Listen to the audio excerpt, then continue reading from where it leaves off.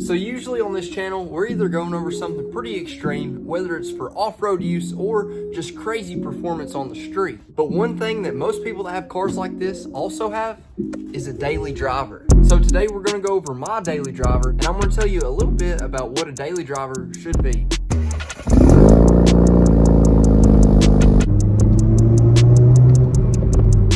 Now when it comes to a daily driver, the main thing I really look for is just practicality.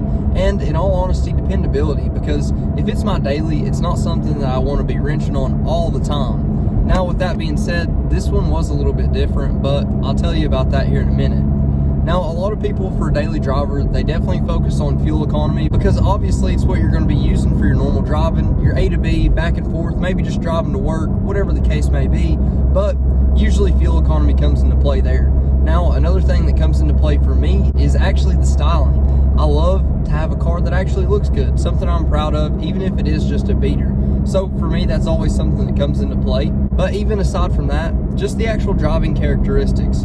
For me, I typically prefer to have a sportier vehicle for just normal driving, something I can zip in and out of traffic with, and also something I can park in the front row of a parking lot and not really care what happens to it. So that's basically my perception on a daily driver, and not necessarily a beater, but a car that you don't mind to beat on. Now, another thing that does come into play whenever we're talking about daily drivers is the actual purpose and the environment. So for me, I live in Middle Tennessee, so the seasons aren't absolutely drastic. We do get winter, but it's not like covered in snow the whole time. So I don't necessarily have to get an all-wheel drive. I know that is something that a lot of people actually have to think about, but for this case and what I'm going to be talking about today, we won't need all-wheel drive for this daily driver.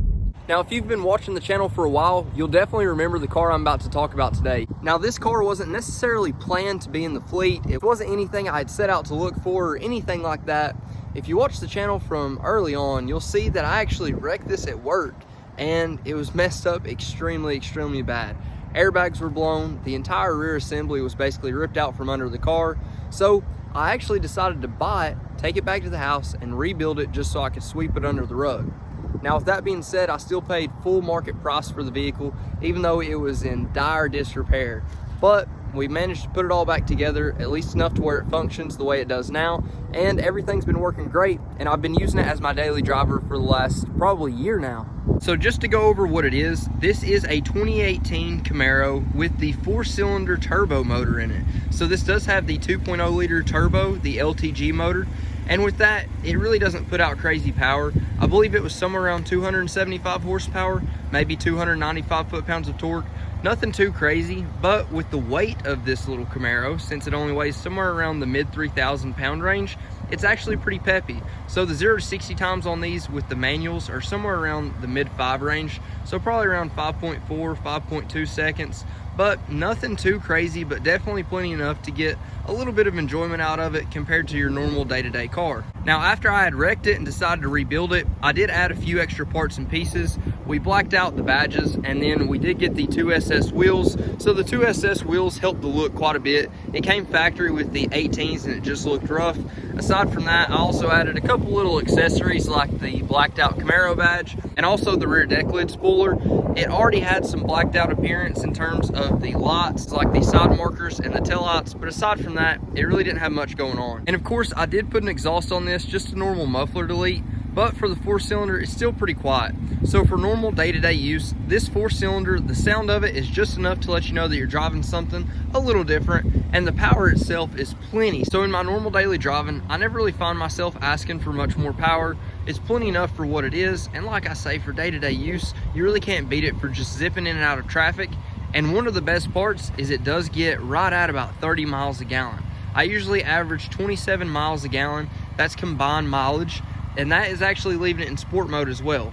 I'll leave the steering itself in tour mode just because it's a bit lighter, a little bit easier to use all day long, but I do leave the actual mode itself in sport, so the throttle control, everything like that is a little bit enhanced. That way it's a little bit more sensitive, and still yet I'm getting 27 miles a gallon, and trust me, I do not baby this thing. Now you can see this thing has got plenty of character marks all over it. Even though I did fix it back up, I haven't repainted it or anything like that. So the front end is still a little bit rough. You can see a bunch of scuff marks all over it. Now aside from all that, I did get the actual hood gaps, the door gaps, fender gaps, everything like that lined back up perfect. So you can't tell anything from there. but I do have a couple dents that I haven't really found a way to fix other than just drilling into the side here and pulling them out. I've tried some extra things to pull these dents out. It's got two, one on each side, so that's something that I really just haven't worried about fixing. Like I say, with the daily driver, it's just something that if I do fix it, then I'm just going to be worried about it whenever it's parked somewhere else. Now, the spooler that I actually got, I got it from Amazon for about $100. So this thing has some marks from actually just manufacturing. It's not the best quality, but it makes it look a whole lot better than a bare deck lid. So it's definitely helped with that. And for the exhaust, I just did a simple muffler delete for, you know, $100 to get them to weld up the extra pops, change out the tips. Nothing crazy at all. And you guys can see that dent on the exact opposite side. So this thing is definitely the definition of a daily driver, and it's a borderline beater, but it works great. Now for the interior on this machine, it is about as basic as it gets for Chevrolet. So we've got the cloth seats inside. I've actually got that one covered up with a sweatshirt because the seats, the airbags went out in the seats as well. It didn't rip on this side here, but on the opposite side, it completely ripped it out whenever the airbag deployed. Also for my seat belts, instead of actually sending off the seat belts to get them redone, I pulled them out and ended up installing lap belts, which I put in a previous video as well. And I actually really like the lap belts, but they're probably not as safe as the normal seat belts. Now, aside from that, on these little base Camaros, you've got a base screen right there, and then you've got the smallest screen they make right there. Still has Android Auto, Apple CarPlay capabilities. So really and truly, being able to pull up navigation or YouTube music, whatever the case may be, it's all that I could really ask for this vehicle. It's all it really gets used for. So the way that the interior is set up, it's extremely basic, but it is extremely practical. Now, the absolute best part and the reason why this one is so much fun just having the little 4-cylinder is that 6-speed manual transmission. Now, if any of you have any experience with around a 300 horsepower car that's manual and rear-wheel drive, you'll know just how much fun this thing can definitely be. And like I've talked about before, with it only weighing around 3,000 some pounds, it's really a lot of fun. It's extremely nimble. You can throw it in any corner. You may not be able to beat anything on the interstate, but on the back roads, you can really take this thing as far as you want. So I've actually got right at 55,000, almost 56,000 miles on it. Whenever I originally bought it, I believe it was somewhere around 45,000 miles. So I have put about 10,000 miles on this thing since I purchased it. Now, something cool you'll see here, which just sounds weird because it's in a Camaro, is 27.4 miles a gallon. You'll see I've got it in sport mode now, and that is usually what I leave it in, which is pretty crazy. But with all that being said, it is really cool. It's really nice and awesome to have all these features kind of wrapped into one. It still looks like a Camaro, still drives like a Camaro for the most part, just in terms of the way it handles and everything like that. But you just don't have that V8 power. So for me, it works extremely well.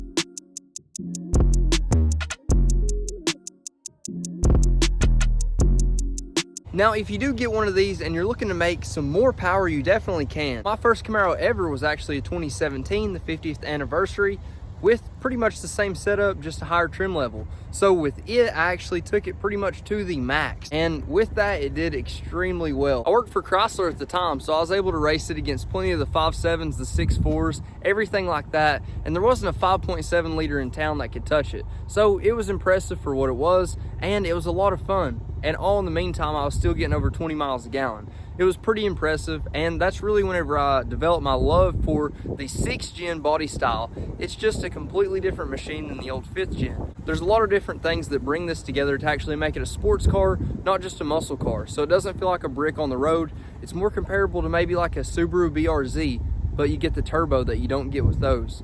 So if you go into the mindset of getting one of these, wanting the big V8 power, the sound, you're not gonna be happy. But if you're one of the tuner guys, or you're just a guy that appreciates a nice driving and handling car, this could definitely be the right car for you. Now, there are a lot of people in the past I've sold FRSs to, the BRZs, everything like that.